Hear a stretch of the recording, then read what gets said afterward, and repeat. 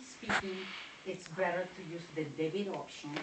Practically all debit cards these days of these centralized banks have reward programs. They're all free, and I urge every one of you to make sure your debit cards are enrolled in those programs. I get every year for the holidays, which is about now. Well, this year actually, I'll confess in front of all of you that I was very selfish, because normally, traditionally, I save all my points for the holidays and I give the kids gift cards for things. But I really wanted that Dyson vacuum that it's like $350, and I couldn't bring myself to spend the money on it really. But then I got the points catalog and I could get it for free. And it took me about a second and a half to order it. So the kids aren't getting the cards this year as they had before because of that. But the bottom line is... Mr. Dyson thanks you. Yeah, I mean, best vacuum. I'm a vacuum freak, and this thing is great. So in any event, so those reward points really do add up. Take advantage, make sure that you're enrolled on that, because it's free. It's painfully expensive if you care to know to the people you buy from, but that's not your problem. It's free to you. So there are laws to protect you regardless of which way you use that thing. There are laws that protect you from theft. If you use it as a debit option, you need to go to the bank immediately as soon as you see something weird going on, or you log in, you look at your online banking and you see that you have these transactions that you don't know what they are and whatever. Immediately, you don't even wait. All decent banks have a 24/7 line that you can call. They'll freeze your card immediately, and most of the times they'll overnight a new card to you, or some banks, like the bigger banks, you can actually go get a temporary card. But the minute you see something weird, you notify your bank. If it's on the debit option, you're going to go sit with somebody sitting on, not behind the teller line, but somebody that's at a desk, and you're going to say, there's been charges that happen on my account that I don't know what they are. And they're going to have you do a form in which you're going to put the amount, the place, the date of that transaction. They're also going to make you sign it, and they're also going to notarize it before it goes off to security. Don't have the brilliant idea of using this game to buy stuff for free, because I have had a number of sweet, darling, particularly first-year college students back in the day when I was a branch manager. Oh, there's this $300. I didn't go to Target. I didn't buy this. I didn't go to Macy's. Somebody stole my card. Whatever. So we complete the form. The person signs. It goes to security. What does security do? Security goes to Target and Macy's and says, pull transaction 123 from November 10th at 10 a.m. cashier number 3. Okay, because when you're swiping, between the little machine you're swiping and the actual card, it's not only set recording exactly what's happening, a camera is taking a picture. Okay, this is true with all main stores, big stores, right? So, guess what? Security comes back to Maria. We have pictures of your client and her boyfriend shopping their heads off in Target and Macy's and blah, blah, blah, blah, blah. Okay? Wow. Now we are talking fraud. We are talking fraud for folks that are just past 18 years old. They can go to jail as adults. So, don't do it. Don't get smart. Don't think that you can pull a fast one, because the technology is just too darn sophisticated out there. We have also caught, these are things that I have experienced personally as a banker. We have caught people giving their debit card to a boyfriend or a girlfriend. Hey, just go to the corner, put gas on, go by, pick up some sodas or whatever. That is fraud. Nobody can use these things except the owner. And if you are giving it to somebody, and if the tapes come back with a picture of your boyfriend or your mother or your brother, you are committing fraud.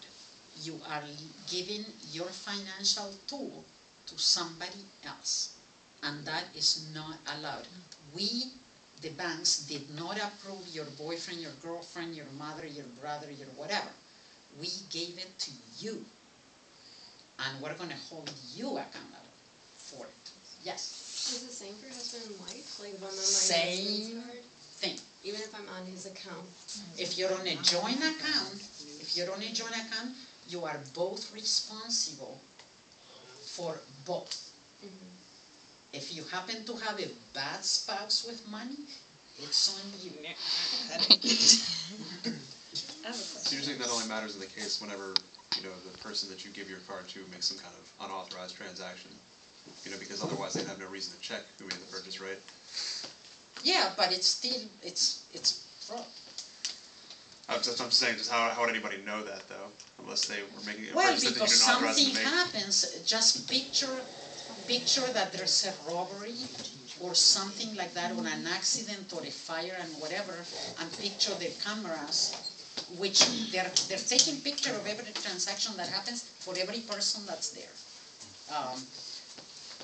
Do you really want to put yourself in the position where a bank could come after you for I'm fraud? just having trouble understanding the scenario in which this would occur if you're not. If you give your card to somebody and say go buy milk and they go buy, I don't know, a video game system or something like that, that's obviously something you didn't authorize them to do. But if you authorize them to go buy milk and they go buy milk, then nothing happens, right?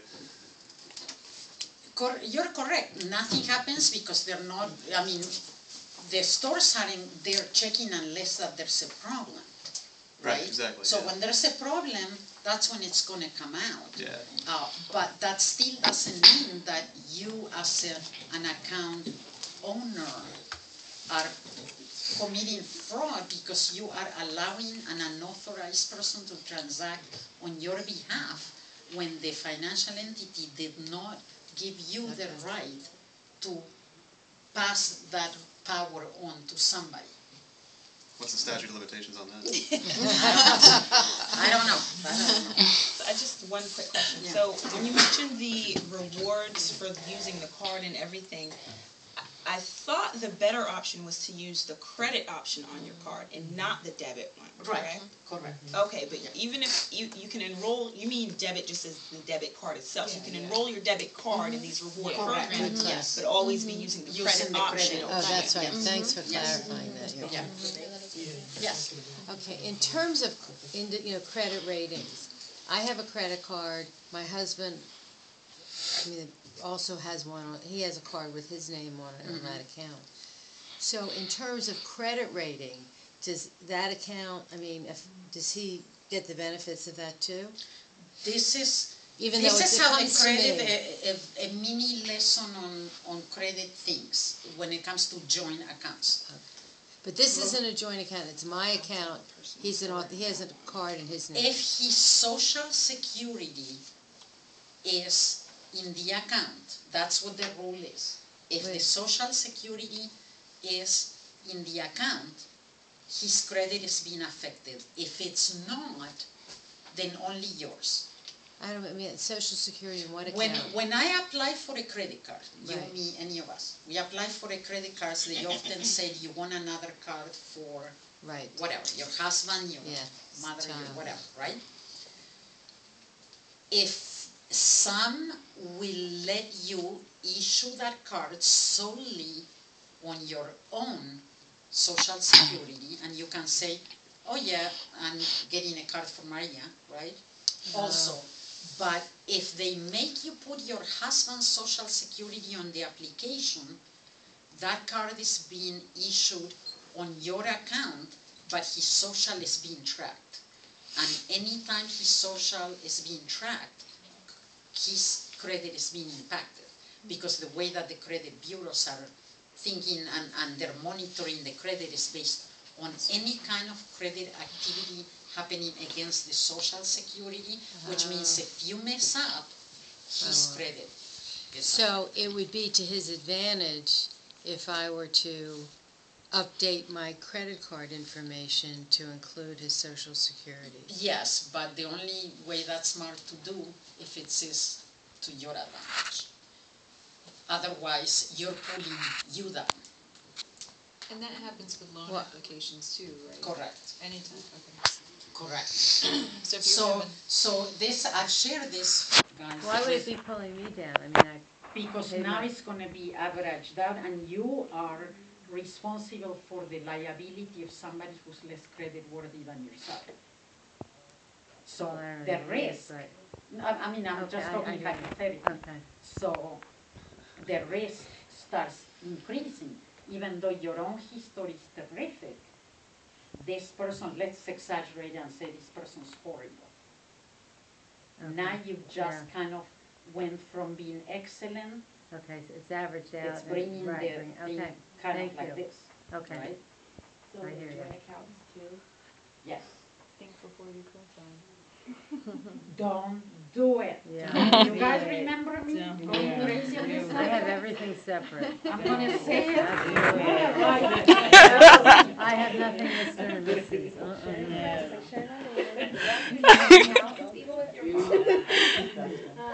No, I don't. If you guys ever wanna see me go off the deep end, Yeah. this is the subject for me to go off the deep end. Not your mother, not your husband, not anybody, absolutely under no circumstances, boyfriend, girlfriend, whatever. Never. Just practice saying that. I love you to death, but I'm sorry I can't. I'm sorry I can't. Never. Sorry I can't. Keep saying it. I'm sorry I can't, right? I'm sorry I can't. Don't do it. Lend money in cash to somebody, buy the item yourself, only if you can and are willing to pay it. If that other person, that's not good. Do not do it. I mean, I can't say this Yeah. enough. You want to head for disaster, then co-signing a loan Mhm. and see what happens. This is complete disaster. You can lose your car, your house, your credit be destroyed for years on end because you put your signature there. It's on you.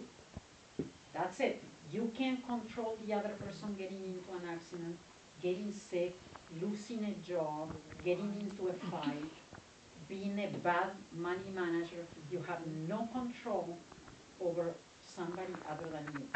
Don't do it. But in buying a house, let's say, don't most couples need both incomes to qualify Yes. for a mortgage? Yes.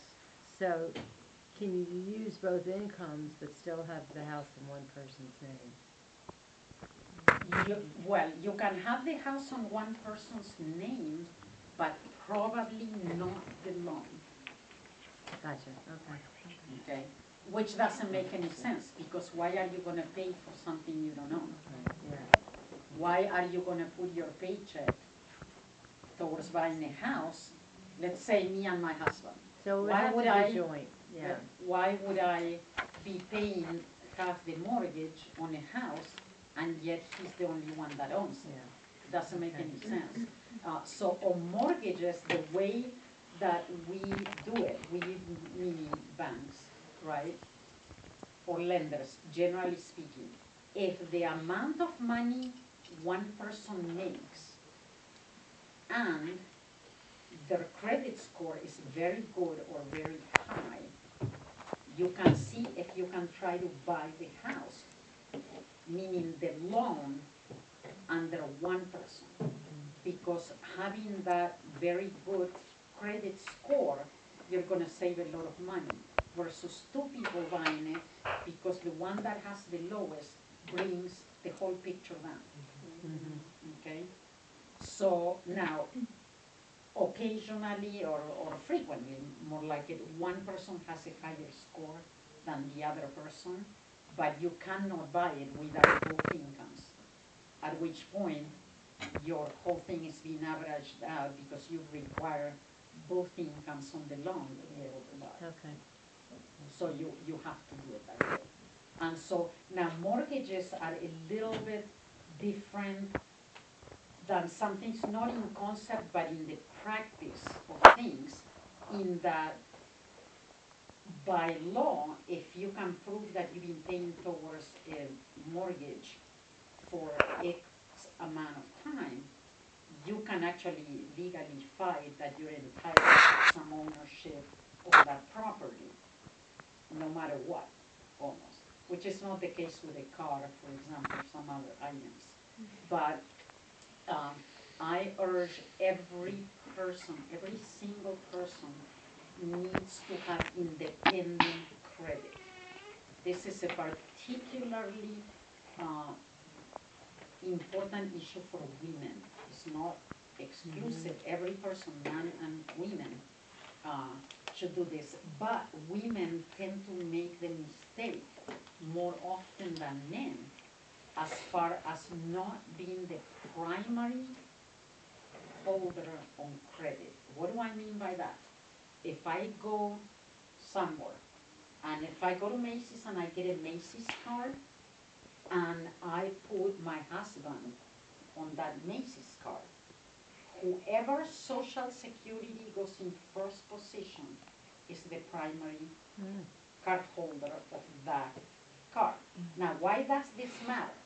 Because let's say my husband is bad, did a little too much shopping, and I'm ticked off, and I'm like, that's it, I'm taking you out of that Macy's card, right? If I am on first position, I can call Macy's and say, remove him from my card. If I am on second position and I call Macy's, Macy's is going to say, you are not the primary card holder. The only way we're going to take him off is if he calls. Now, do you really want to put yourself in that position? They used to just choose the man to be, Huh? didn't they just used to choose the husband to be the primary?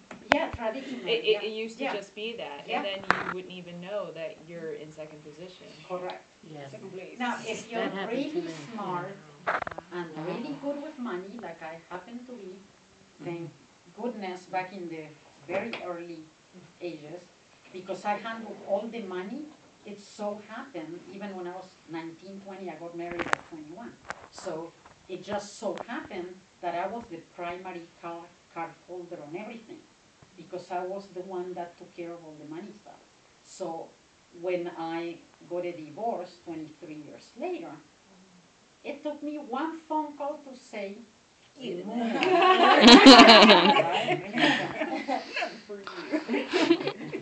And I didn't know, I wasn't a banker, guys. I didn't know what I'm telling you. It just happened by the coincidence that I was the one to deal with money. But had it not happened to be that way, I would have learned a very painful experience that I'm trying to help you guys avoid, which is that they would have said to me, no, Mrs. Ryan, your husband gets to decide whether you come and go. And by the way, as the divorce was happening, had he gotten really mad and had said, I'm going to go buy myself a $70,000 car, guess who's responsible for it? Him and me.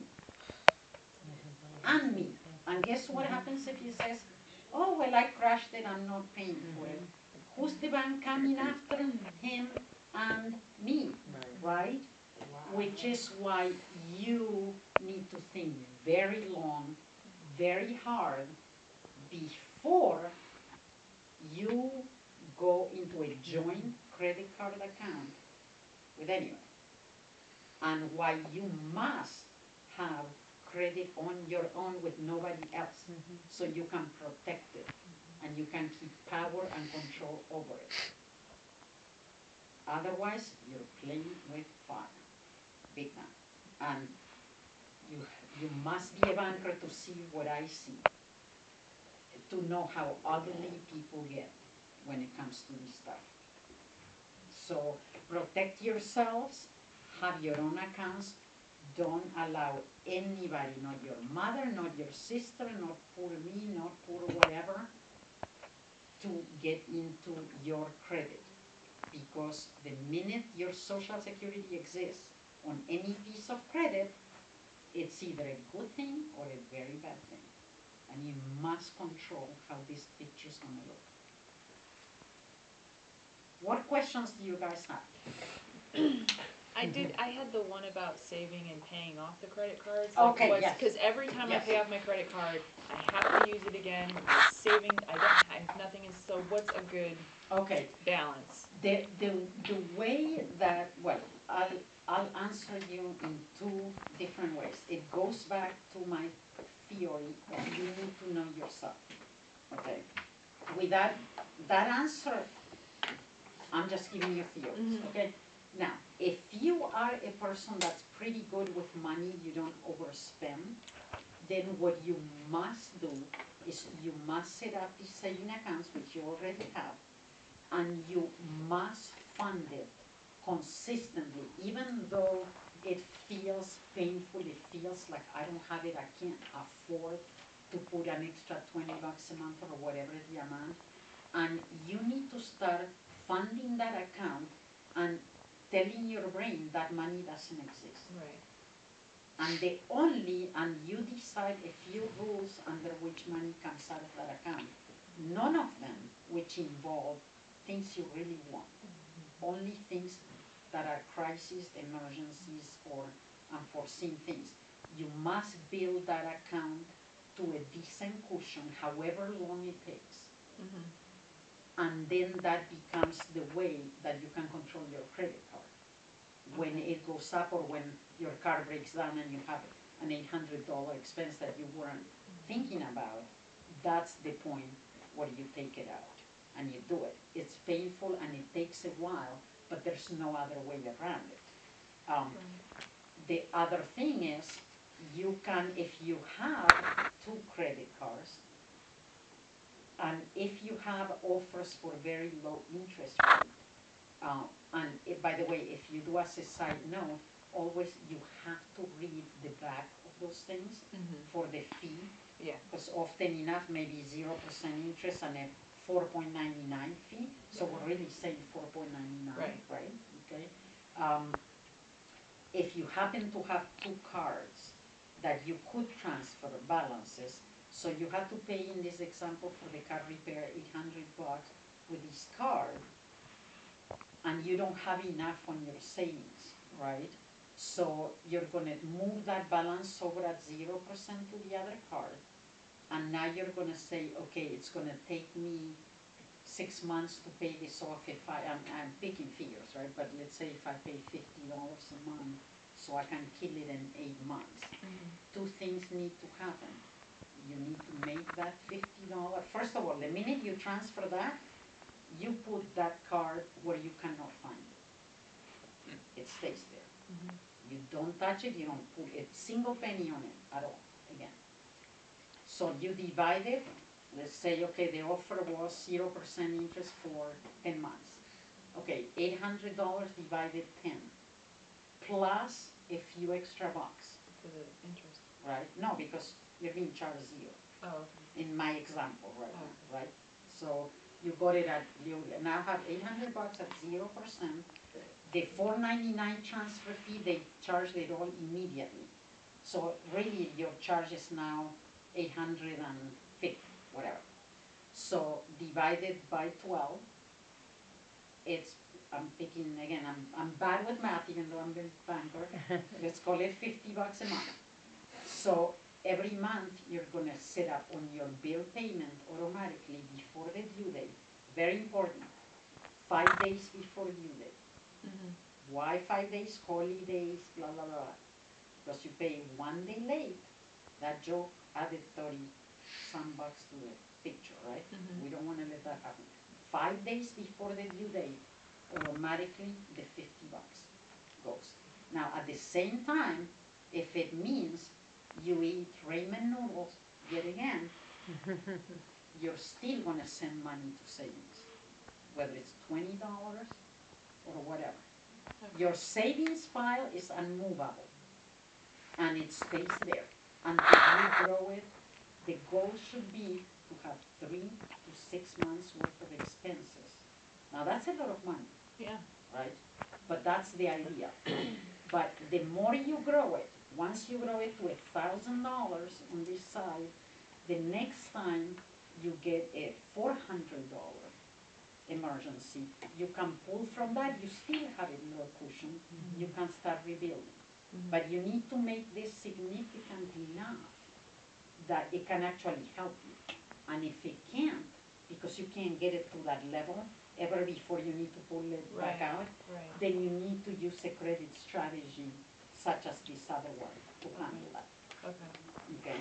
So that's how you want to do it. Now, plan B is once you get there where you have a few $1,000s there, then you're just going to start biting the bullet and paying for these unforeseen things. Then you take a look at the prior 3 to 5 years of your life and say, how many crises have happened, or what are crises likely to happen, such as if your car is gotten so old that it's gotten to the point where every year is starting to cost you X in repairs. You can kind of plan for that, and you can adjust your savings to that thing. But it takes discipline. It takes real discipline, and you have to say to yourself, and this is my experience. I have 5 kids, right? And my oldest one is 30, my youngest one's about to be 21, and everyone in the middle. I taught these kids from the last year of high school, being a banker and being wiser now than I was when I was their age. These kids have every month, for as long as they're like 17 years old, money goes into a savings account. Automatically, it goes. For some, it may be 10 bucks when they were younger. And now as they're getting older, 50 bucks, 70 bucks, 100 bucks. And all of them will tell you that they can feel it. They can feel it even when what they earned was so little. Because when you get accustomed to that, you make do. You make do with 10 bucks less. You make do with 50 bucks less. What you don't do is you don't prioritize it on the spot. You say, no, this must, I can't, it's the holidays. No, I think my car is going to need it. No, I like that pair of boots, I'll do it next month. No, I'll whatever. Oh, my girlfriend, asked me for money. Blah, blah, blah. You don't do it. And the months go by, and they go by, and you go by, and you don't do it. So you force yourself to do it.